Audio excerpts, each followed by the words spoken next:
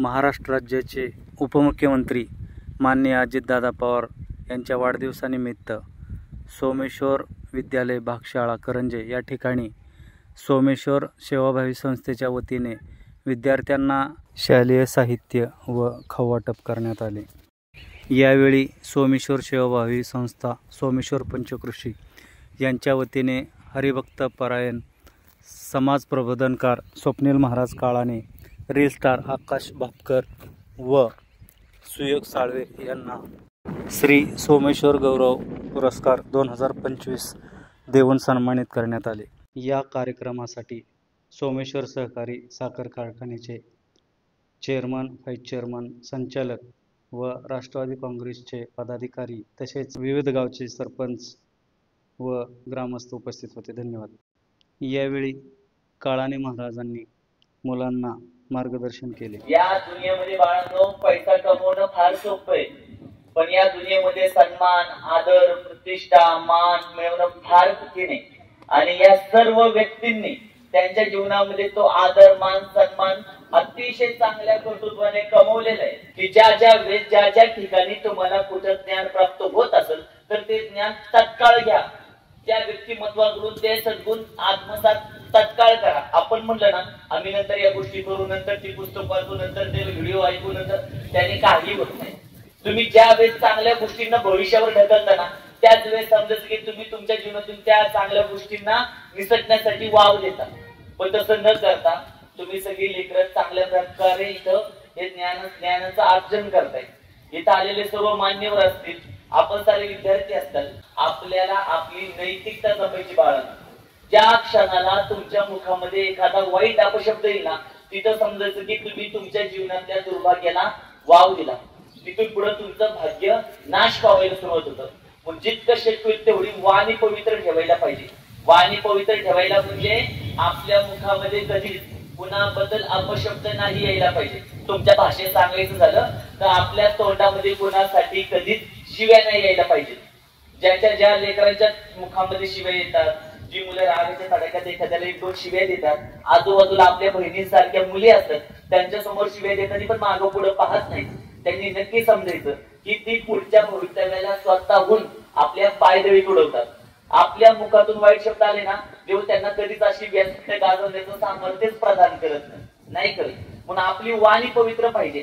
आपल्या गुरुजनांचा आपण आदर केला पाहिजे, आपल्या शिक्षकांचा आपण आदर करायला पाहिजे, आपल्या गावात असणाऱ्या वडीलधाऱ्या लोकांचा आपण आदर करायला पाहिजे।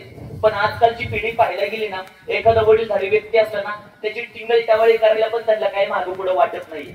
आपल्या मित्राच्या वडिलांचं नाव एकेरी घ्यायला पण त्यांना काहीच वाटत नाही।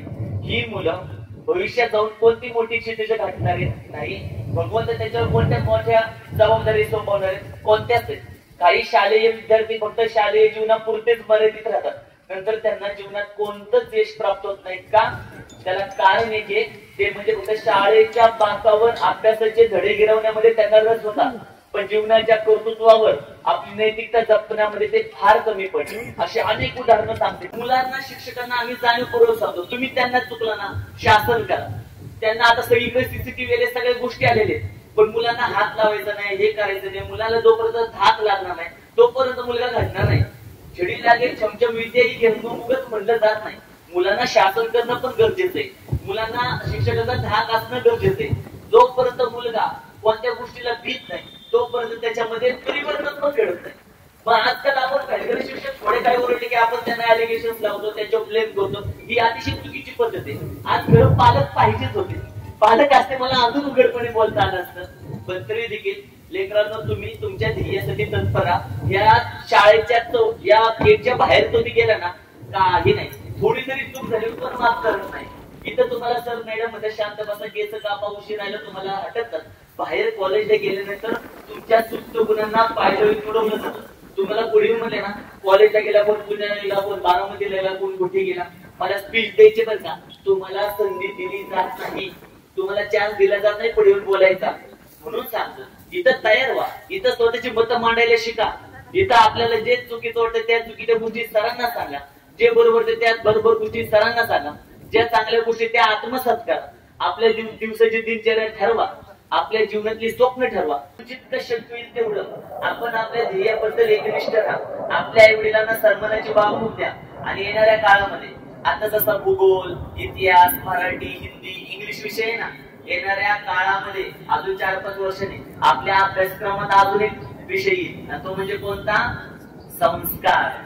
घरात पाहून आल्यावर कसं राहायचं, मोठ्याशी कसं बोलायचं, घरात आईशी कसं बोलायचं, या सगळ्या गोष्टींच्या संस्कारामधून आपल्याला प्राप्त होणार आहे. हे ज्ञान कमवा बाळा.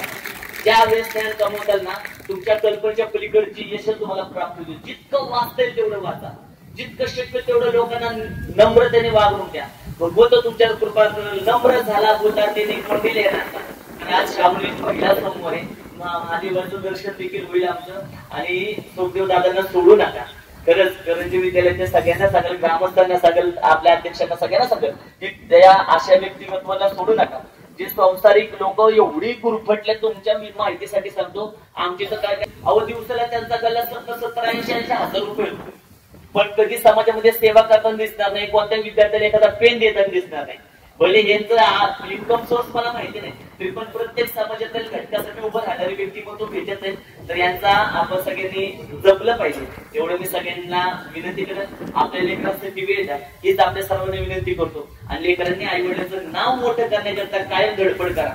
तर आज आपण सर्वांनी आमच्यासारख्या युवकाला आज हा सोमेश्वर मंदिरातून जो गौरव पद पुरस्कार दिला, त्यांचे मनापासून आभार व्यक्त करतो. आणि करंजी विद्यालय खूप चांगले. बाळांनो, तुमची ताकद कशातून कळती माहितीये का? तुम्ही इथं बसले त्याहून जास्त इथं बसणाऱ्या लोकांवरून ताकद कळती की करंजी विद्यालयामध्ये एवढे जिल्हास्तरीय सगळे व्यक्तिमत्व इथे येऊन जातात.